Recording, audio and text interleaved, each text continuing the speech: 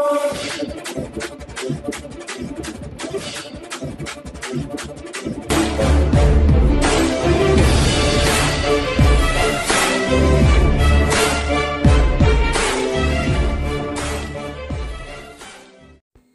प्यारे हिंदुस्तान न्यूज 24/7 में आपका हार्दिक स्वागत है। रोहतक से बड़ी खबर आ रही है। एमडीयू गैर शिक्षक कर्मचारी संघ के प्रधान रणधीर कटारिया का ऐलान, जब तक सरकार तबादला नहीं करेगी तब तक विश्वविद्यालय में नहीं घुसने देंगे। जेडी ऑडिट विनोद बिश्नोई को लगातार दूसरे दिन भी रहे हड़ताल पर। एमडीयू कर्मचारी हड़ताल के कारण यूनिवर्सिटी में काम कराने आए लोगों को बिना काम कराए ही लौटना पड़ा बैरिंग। एमडीयू कर्मचारियों का आरोप, अपनी शक्तियों के गलत इस्तेमाल और फाइलों को जानबूझकर लटका रहे हैं joint director audit Vinod Bishnoi. MDU university गैर शिक्षक कर्मचारी संघ ने गेट मीटिंग कर लगातार दूसरे दिन हड़ताल का ऐलान किया। कर्मचारी की हड़ताल के ऐलान के साथ ही यूनिवर्सिटी के कर्मचारी काम छोड़ हड़ताल पर चले गए। इस कारण यूनिवर्सिटी में अपना काम कराने आए लोगों को मायूस होकर बिना काम कराए बैरिंग वापस लौटना पड़ा। बुधवार को भी यूनिवर्सिटी खुलने के आसार नहीं है, क्योंकि बीते सोमवार और मंगलवार को यूनिवर्सिटी प्रशासन ने कर्मचारी से बात ही नहीं की। एमडीयू गैर शिक्षक कर्मचारी संघ के प्रधान रणधीर कटारिया ने मंगलवार को गेट मीटिंग में ऐलान किया कि जब तक जेडी ऑडिट का तबादला नहीं करते तब तक उन्हें विश्वविद्यालय में नहीं घुसने दिया जाएगा। सरकार को उनकी मांगों को पूरा नहीं किया तो तब तक कर्मचारी हड़ताल पर रहेंगे। उन्होंने बताया कि एसोसिएशन राज्यपाल, हरियाणा के मुख्यमंत्री, फाइनेंस कमिश्नर को भी पत्र लिखकर जेडी ऑडिट की कार्यप्रणाली की जांच और उनके तबादले की मांग कर चुका है, लेकिन सरकार ने आज तक उनकी मांग पर गौर नहीं किया। जेडी ऑडिट के तबादले की मांग को लेकर एमडीयू कर्मी पिछले कई वर्षों से लगातार प्रदर्शन करते आ रहे हैं। इससे पहले भी कर्मचारियों का लंबा धरना चला था, किंतु विश्वविद्यालय प्रशासन से मिले आश्वासन के बाद 6 जुलाई को कर्मचारियों ने अपना आंदोलन समाप्त कर दिया था। कर्मचारी joint director audit Vinod Bishnoi पर अपनी शक्तियों के गलत इस्तेमाल करने और फाइलों को जानबूझकर लटकाने के आरोप लगाते आ रहे हैं। कर्मचारियों को संबोधित करते हुए प्रधान रणधीर कटारिया ने कहा कि सीएम, राज्यपाल और फाइनेंस कमिश्नर को पत्र लिखकर गैर शिक्षक कर्मचारी संघ जेडी ऑडिट की कार्यप्रणाली की जांच और तबादले की मांग कर चुके हैं, लेकिन कर्मचारी की मांग को सरकार लगातार अनसुना कर रही है। जेडी ऑडिट की नकारात्मक प्रणाली से कर्मचारियों के साथ साथ विद्यार्थियों का भी जबरदस्त नुकसान हो रहा है। बुधवार को भी कर्मचारी गेट मीटिंग कर आगे की रणनीति घोषणा करेंगे। इससे पूर्व सोमवार को एमडीयू के कर्मचारियों ने कुल सचिव का घेराव किया था। आज पूर्ण मंगलवार को वीसी और कुल सचिव का कार्यालय का घेराव किया, लेकिन दोनों ही अधिकारी कार्यालय में नहीं मिले।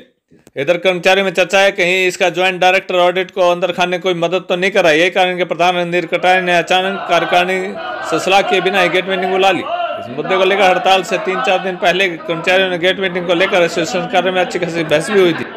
इधर सोमवार व मंगलवार को संपूर्ण गेट मीटिंग में कर्मचारियों ने प्रधान से तीखे सवाल किए और कहा कि 6 जुलाई को आंदोलन खत्म ही क्यों किया गया था। अब ऐसा क्या होगा कि जो हड़ताल करने की नौबत आ गई। मंगलवार की गेट मीटिंग में पूर्व प्रधान कुलवंत मलिक ने वर्तमान प्रधान रणधीर कटारिया के खिलाफ मोर्चा खोला। मालिक मोर्चा खोले भी क्यों नहीं। 31 अक्टूबर को जो संघ के वार्षिक चुनाव होने हैं, कुलवंत मलिक प्रधान पद के उम्मीदवार होंगे, जबकि दूसरे गुट से पूर्व प्रधान सुमेर अलावा मैदान में कूदेंगे। तीसरे मोर्चे पर सत्तारूढ़ फूल सिंह बहुत गुट का है। प्रधान रणधीर कटारिया चुनाव लड़ेंगे या राजेश गिरधा, यह भविष्य के गर्त में। मंगलवार को ही गेट मीटिंग में हड़ताल को लेकर पूर्व पदाधिकारियों ने प्रधान रणधीर कटारिया से फिर पुनः सवाल दागे। अब बीते 2 दिन से हड़ताल होने की वजह से बहुत गुट को फिर से राजनीतिक सांसें मिलनी शुरू हो गई हैं। इस मौके पर संघ के उप प्रधान राजेश गिरधा, महासचिव रविंद्र लोहिया, संयुक्त सचिव रमेश रोहिला, कोषाध्यक्ष विकास अहलावत, प्रेस सचिव वरुण कुमार सैनी, पूर्व प्रधान फूल सिंह बहुत, पूर्व प्रधान सुमेर व पूर्व प्रधान कुलवंत मलिक समेत काफी संख्या में कर्मचारी गेट मीटिंग में मौजूद थे। रोहतक से ए.के. चौधरी की रिपोर्ट। कुलपति जी सुखवा में है। सुखवा में अगर चलने की हो तो सुबह चलो, सुबह नहीं तो दूसरा आएंगे। आज नहीं आएंगे तो कल आएंगे और हमें बाकायदा देख रहे हैं। रोज झगड़े वो उस पर चिट्ठा कसी हो, उस पर गर्मा गर्मी। तो ये माने चलो प्रधान कल नकलों तो और कोई भी आ गया तो उस घर भी ये हाल होने हैं। ये यूनियन को कमजोर करने वाली बात मत ये कहता हूँ। बट ठीक है, मानते से नहीं हुई मीटिंग करनी तो बहुत पहले चाहिए थी। और 20 साथ मीटिंग हो जानी चाहिए, महीने के अंदर हो जानी चाहिए। कोई भी पता ना ये देखिए बड़ी गलतियाँ रही हैं, कुछ गलती रही है प्रधान की, आपस में की नहीं बनी तो कोई और कांड रहे होंगे, मुझे ये पता नहीं। पर मैं ये दरख्वास्त रखूँगा छिट्टा कसी बजाए कोई ठीक समाधान निकाल के और किसी भी भाई का काम हो जाए। ये कोई जरूरी नहीं भाई उसका हो गया, उसे मतलब काम होने चाहिए, प्रोसेस होनी चाहिए, तो काम है 1 2 4 किसी का। यहाँ सारे अपने विचार दे रहे थे, भाई सुरेश ने भी दिए, प्रधान जी ने भी दिए तो कर्मचारियों के ही हित में है। और मैं एक बात जरूर बताऊंगा, स्टेपिंग अप की जो भाई सुरेश कह रहे थे भाई क्वालिफिकेशन, ये बिल्कुल ठीक बात है। स्टेपिंग अप में कोई क्वालिफिकेशन नहीं है। इससे पहले भी जो एटपार हुआ है उसमें 10वीं पास भी 2 कर्मचारी 3 कर्मचारियों ने एटपार लिया है। सिर्फ और सिर्फ ये एटपार जो रुका था ये हमारी ही उसमें रुका था ना, तो डीपीसी तय हो गया था 8 दिसंबर 2017 को गया था 8 नवंबर डीपीसी में, और 11 तारीख की इसी की मीटिंग थी। इन्होंने उस पर लगा दिया कि भाई ये तो क्वालिफिकेशन नहीं बनती, ये नहीं बनता। कुछ भाई हमारी आपस की भी थी, कुछ हमारे कर्मचारी भी जाकर वो दूसरे क्या नहीं करता है ना जेडी ने क्या बताओ भाई राम इलाज का गला क्या वो कब लोग कुछ नहीं बता रहे, हम हमें बताने पड़े हैं। उसके बाद कमेटी बनी, जितेंद्र भारद्वाज के डिस्चार्ज केस में उसने पास करा। फिर दोबारा कमेटी बनी, शेखावत आए थे राजस्थान से, उसने भी पास करी। किसी भी कमेटी ने एटबार में ये नहीं लिखा कि विजुअल क्वालिफिकेशन है, ये जेडी का अड़ियल दिया है और वो इस मामले में बिल्कुल चाव है, वो आपको सच बता रहा हूँ। उसके हिसाब से निमड़ी बात ली तो एटबार में जब पहले एटबार हो गया तो उसके हिसाब से वो फाइल होनी चाहिए। अब भाई लीगल भी आ ली, सब कुछ आ ली, वो अब जयसिंह का भी आ गया मुद्दा, अब जयसिंह वाले का भी देख लेना। क्योंकि जब एक आदमी सो रहा हो ना उसको तो हम जगा सकते हैं भाई, सो है। और जो नाटक कर रहा हो सोने का उसे कैसे जगाओगे भाई, वो तो नाटक कर रहा है। अब मैं ये बताना चाहता हूँ, वैसे गणे सवाल जवाब भी देश में सारी बात है, पहले प्रधान भी रहे हैं, सब रहे हैं, सब ट्राई कर रहे हैं अपनी तरफ से, कटाने ने भी करी है। पर रही बात वीसी की सुन लो भाई, बताऊँ कुल बात ठीक का होगा, जो वीसी पता ही नहीं मीटिंग कितने करेंगे। अगर आप 20 ज्ञापन लेकर जाओगे 17 बार तो वीसी होता ही नहीं होता, बताओ। तो मैं ये बताना चाहता हूँ कि ये आज सारे कर्मचारी नारेबाजी करते हो। एक तो प्रमोशन पॉलिसी का इश्यू है, दूसरा स्टेपिंग अप का। जब हमारी लास्ट टाइम पिछली बार वीसी साहब से बात हुई तो वीसी साहब को जब हमने बताया भाई जो ये वाला इश्यू है हमारा प्रमोशन पॉलिसी वाला, सर इसके ऊपर तो रजिस्ट्रार साहब पूरी तरह से एग्री है भाई, ये चीज़ आपकी ठीक है और आपकी डिमांड भी ठीक है, तो आप इस इश्यू को देखो। तो वीसी साहब ने बात कही थी, मैं रजिस्ट्रार साहब को कहता हूँ कि जेडी को बुला के उसे डिस्कस करते हैं। रजिस्ट्रार साहब ने उन्होंने बुलाया भी सही, उनको बताई भी सही सारी बात। उसके बाद मीटिंग भी हुई इनकी, चंडीगढ़ भी गए, बट आज की डेट में हमारा इशू ऐसे सबसे पहले हमने कहा अब जी जो हमारे 4 साथी है जितने सारे लटके होगा कम से कम होना चाहिए। उस समय मीटिंग हुई, मीटिंग में हमारी सुमन जो एआर है वह एआर बन की स्टूडेंट थी, सुमन को रजिस्ट्रार ने कहा भाई फटाफट 27 3-4 दिन में केस बना के लायक दो, और मैंने घर पढ़ के करके और जब मैं घर ले जाऊंगा 100% होगा इनका। ये उठा भाई उठा है, ये सारे बैठे मेरे साथ। और उसके अंदर सुमन मैडम ने सारी नोटिंग बना के तैयार कर दी। अभी भी 2 मिनट पहले ही बात हुई है इनके साथ, देखो सत्यावान जी सामने खड़े हैं, मेरे पास हो के आए हैं, उनके साथ उनको फोन करा है। फाइल इनकी जगबीर घर बैठा है, जगबीर को फोन करने के बाद आया हूँ, लंच के बाद फाइल रजिस्ट्रार ऑफिस में पहुंच जाएगी। तो फाइल की बात बड़ा लगा है और मैंने उस आरोप का कल बता भी दिया। मैं ये साथी बहुत सारे बैठे हैं, व्यक्तिगत आरोप कोई भी लगा सकता है और व्यक्तिगत जब आरोप लगाता है तो मेरी जिम्मेदारी बनती है उसका जवाब देने की। मैं साथी कुलवंत मलिक को बता दूं, आज तक नौकरी के मामले में कोई मेरा बेटा बेटी वाइफ पड़ोस का अड़ोस का रिश्तेदारी में जहाँ कोई सिंगल भी मैंने नौकरी के लिए कुलपति और कुल सचिव को कहा हो तो मैं अब सारे बैठे मैं अभी अपनी याद नौकरी से इस्तीफा देता हूँ। आप साथी अगर एक भी प्रूव करते मैं अपनी नौकरी से इस्तीफा अभी घोषणा करता हूँ। कोई बात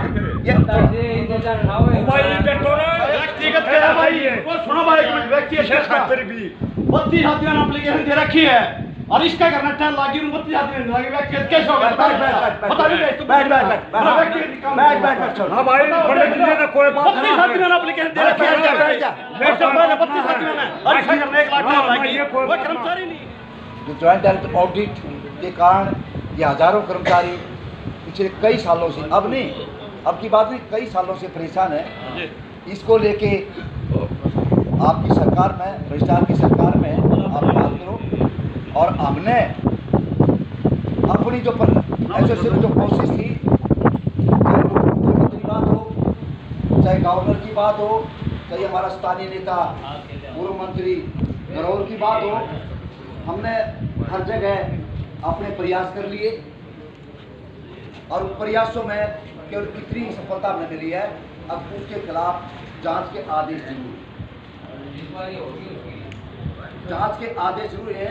और वो जांच भाई सुरेश ने दे रहा होगा, उनको पता नहीं कितनी हुई है, मैं हूँ, इसकी बदली तो होगी। आज ना पता ना महीना लगा है, इसके आगे यही बात हुई थी, ये कही है कि 100% ट्रांसफर हाँ। होगी। लेकिन जो हमने करी, मतलब पहले इसके खिलाफ जांच होगी, उसके बाद लेकिन हमने देख लिया अबे हमें 1 महीना या 20 दिन अब इंतजार नहीं करेंगे। ये तो आज ये फैसला सारे साथी लोग, हम उसको यहाँ पहले मैंने बताया था, पहली बार बोल रहा जब भाई यहाँ हम उसको नहीं घुसने दें, ठीक है। दूसरी बात है, अब एक बार वाइस चांसलर और रजिस्ट्रार के पास आज फिर मिल लेते हैं, दोनों से मिलेंगे। आज वीसी से मिलो, रजिस्ट्रार कल मिलेंगे। हाँ चलो, रजिस्ट्रार भी आएगा, फिर साथ ही आएगा, मिलो आज भाई, वही रजिस्ट्रार को बुला लेंगे, तो मिलेंगे। अभी आप इसको रिलीव करो, और तो कर्मचारियों ने फैसला कर लिया, हम इसको रिलीव करेंगे। नारेबाजी कर, या तो आप रिलीव कर दो और ना हमारा फैसला, हम इसको रिलीव करेंगे। जिंदाबाद जिंदाबाद।